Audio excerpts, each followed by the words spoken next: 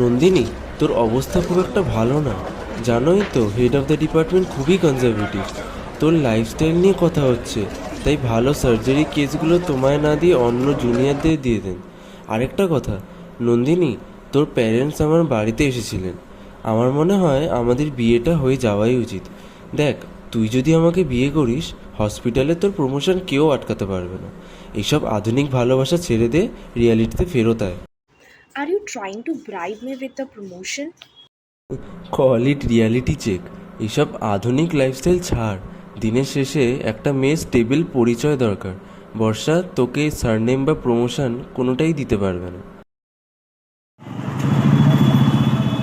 তুই বুঝতে পারছিস না, তোর বাবা মারা যাওয়ার পর আমি একদম একলা হয়ে গেছি।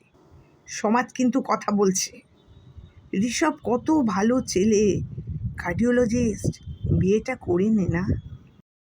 মা প্লিজ, আমি একজন সার্জন। আমার আইডেন্টিটি কি শুধু কারোর বউ হওয়া? ওটা একটা অভ্যাস নন্দিনী, ভালোবাসা নয়। ঋষভকে বিয়ে করলে তোর কেরিয়ারটা সিকিউর হবে।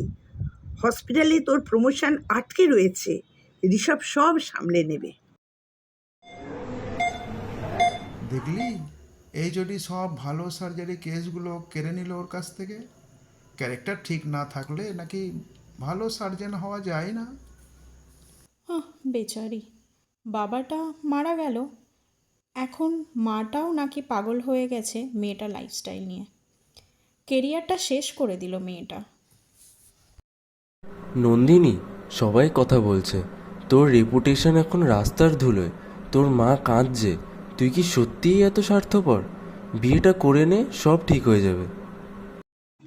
Please, I am really sorry. আমি এরকম বিয়ে সত্যি করতে চাই না। আমি করতে পারবো না। রিয়ালিটিতে ফেরত এসো। তোর এই বর্ষা কোনোদিন তোর পাশে থাকবে না যখন তুই রাস্তায় দাঁড়াবি। Look at her, she is a lawyer, she can defend herself. But you, তুই একটা সামান্য ডক্টর যার ক্যারেক্টার নিয়ে শহরে চর্চা হচ্ছে।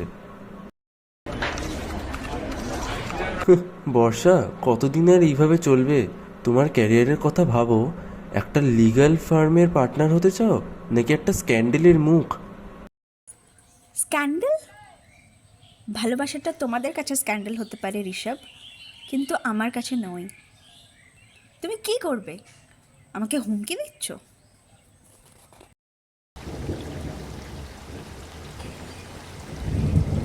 তোমার মা আর ঋষভ আমার কাছে এসেছিলেন নন্দিনী। আমি জানি, আমি কিছুতেই থামাতে পারলাম না বর্ষা। আমি কি করব তুমিই বলো। ঋষভকে বিয়ে করো, ব্যাঙ্গালোর চলে যাও।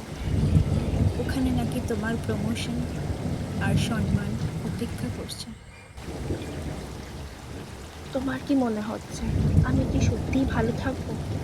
না, আমি একটুও ভালো থাকতে পারবো না ওখানে। তাহলে লড়াই করছো না কেন? কেন আমাকে ফোর্স করছো সরে দাঁড়াতে? আমি তোর জন্য সব ছেড়ে দিতে রাজি, কিন্তু তুই তোর মার কথা শুনে আমাদের শেষ করে দিলি। আমি তোর মতন এত শক্তিশালী নই বর্ষা। প্লিজ আমাকে তুই ক্ষমা করে দে। ক্ষমা? ভালোবাসায় ক্ষমা থাকে না, থাকে শুধু অনুতাপ।